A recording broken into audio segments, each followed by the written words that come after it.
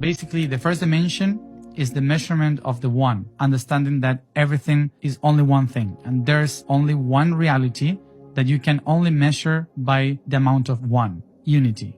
That same thing also can be seen from two perspectives, which is positive and negative. This positive and negative creates the polarity that manifests two options of the unity, called time and space. Through time and space, the unity will be expressed. When time and space collapse to one another, they create the third one, which is the option of experiencing a third different point of that only unity. It's basically the unity staring at itself and experiencing itself.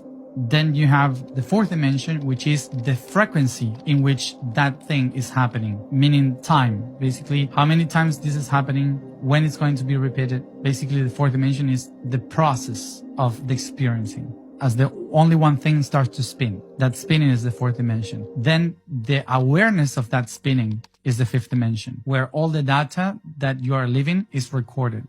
The sixth dimension is, oh, now that I am aware of this, I can transform it into something different. So I can use the awareness of the fifth dimension, the spinning of the fourth dimension, the experience in the third dimension, and the polarity in the second dimension to transform the first dimension. That's the sixth dimension. And once you get the transformation of that, you become enlightened because you understand that you are God. You are transforming your own reality.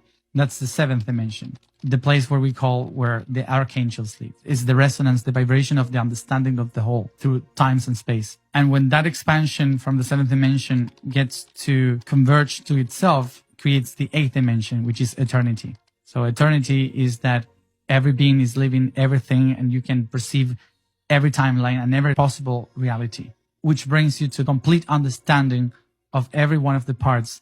And that's the ninth dimension, which is the divine. So the ninth dimension is the I get it, I am. And the ninth dimension takes you to the oneness again, the first dimension. But in this time, because it's a new cycle, we call it the 10th. In the ninth dimension, it has awareness. The ninth dimension is, oh, I am. It's not that you have to go from one dimension to another to reach the ninth. The only way you can reach the ninth is through the sixth and the third. So the ninth dimension can be only comprehended by the ability to transform, sixth dimension, the third dimension, the matter. So you can only reach God from the third dimension. There's no way to reach God from the second or the fourth or the eighth. The only way to reach it is by living in the third dimension.